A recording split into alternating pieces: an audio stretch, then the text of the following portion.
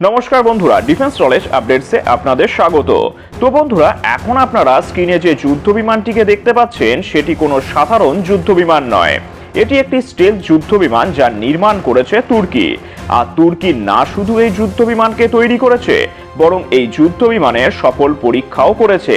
আর এর সাথেই তুর্কি বিশ্বের চতুর্থ এমন একটি দেশে পরিণত হয়েছে যাদের কাছে পঞ্চম প্রজন্মের যুদ্ধ বিমান আছে। আর আপনারা জানেন যে তুর্কি ছাড়াও আমেরিকা, রাশিয়া এবং চীন যারা আগেই পঞ্চম প্রজন্মের যুদ্ধ বিমান তৈরি করে ফেলেছে। এই বিমান তৈরি করে তুর্কি যতটা আনন্দ করছে, আর আনন্দ হওয়ারই কথা, তার কারণ হচ্ছে এটা যথেষ্ট কঠিন একটা টেকনোলজি যা তুর্কি অর্জন করেছে। কিন্তু তার সাথেই তুর্কির হাতে পঞ্চম প্রজন্মের যুদ্ধ বিমান আসতেই চিন্তায় পড়ে গেছে ভারত। তার কারণ হচ্ছে তুর্কির এই যুদ্ধ বিমান যার নাম কান, এই প্রজেক্টের অনেক আগে থেকেই ভারত এমকা নামে একটি যুদ্ধ বিমান নির্মাণ করার চেষ্টা করছিল, কিন্তু এখনো তার নির্মাণ কাজ সম্পূর্ণ হয়নি। আর তুর্কি মাত্র কয়েক বছরের মধ্যেই না শুধু তাদের পঞ্চম প্রজন্মের স্টেলথ যুদ্ধ বিমান বানিয়েছে, তার সাথে তার সফল পরীক্ষাও করে ফেলেছে। এখন আপনারা যদি এটা মনে করেন যে তুর্কি স্টেলথ যুদ্ধ বিমান বানিয়েছে তাতে ভারতের সমস্যা হওয়ার কারণ কি, তাহলে দেখুন, তুর্কির এই যুদ্ধ বিমান সরাসরি ভারতীয় বায়ুসেনাকে চ্যালেঞ্জ করতে যাচ্ছে। আসলে তুর্কি প্রচুর পরিমাণে এই যুদ্ধ বিমানকে বানাতে চাইছে, অর্থাৎ বছরে এর সংখ্যাটা যেন 25-এর কম না হয়।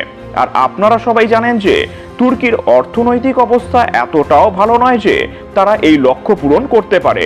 তাহলে উপায় হচ্ছে তুর্কি এখন তার বন্ধু রাষ্ট্র যেমন আজারবাইজান, পাকিস্তান এবং আরো অন্যান্য কিছু দেশকে এই কান প্রজেক্টের অন্তর্ভুক্ত করতে চাইছে, যাতে তারা তুর্কিকে পয়সা দেয় এবং তুর্কি সেই পয়সায় পঞ্চম প্রজন্মের যুদ্ধ বিমান বানিয়ে সেগুলো বন্ধু রাষ্ট্রকে বিক্রি করতে পারে।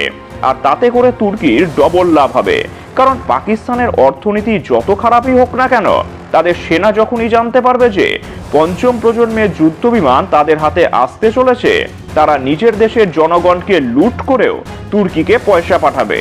আর তাতে করে তুর্কি খুব সহজেই না শুধু এই প্রোগ্রামকে এগিয়ে নিয়ে যেতে পারবে, তার সাথে বন্ধু রাষ্ট্র এবং অন্যান্য রাষ্ট্রকে এই যুদ্ধ বিমান বিক্রি করে প্রচুর অর্থ ইনকাম করবে। আর এই খবরটাও সামনে আসছে যে তুর্কি তাদের বায়ুসেনাকে এই যুদ্ধ বিমান দেওয়ার পরেই পাকিস্তান এবং আজারবাইজানকে এই যুদ্ধ বিমান বিক্রি করবে। আর যখনই পাকিস্তানের হাতে এই পঞ্চম প্রজন্মের যুদ্ধ বিমান আসবে, পাকিস্তান প্রথমেই তার ব্যবহার করবে ভারতের বিরুদ্ধে। তখন সীমান্তে পাকিস্তানের বায়ুসেনা ভারতের থেকে অধিক শক্তিশালী হয়ে যাবে। তার কারণ হচ্ছে তুর্কির এই স্টেলথ যুদ্ধ বিমানের মোকাবিলা করার ক্ষমতা ভারতের রাফেলের নেই। রাফেল যুদ্ধ বিমান স্টেলথ না হওয়ার কারণে খুব সহজেই র্যাডারে ধরা পড়ে যাবে। এখন ভারতকে হয় এমকা প্রজেক্টকে দ্রুত এগিয়ে নিয়ে যেতে হবে, নয়তো তুর্কি স্টেলথ যুদ্ধ বিমানের মোকাবিলা করার জন্য আমেরিকা থেকে F-35 স্টেলথ যুদ্ধ বিমান কিনতে হবে।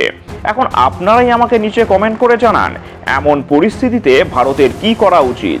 নিচে অবশ্যই কমেন্ট করে জানাবেন। আর চ্যানেলটি ভালো লাগলে অবশ্যই লাইক, শেয়ার ও সাবস্ক্রাইব করে দেবেন। ধন্যবাদ।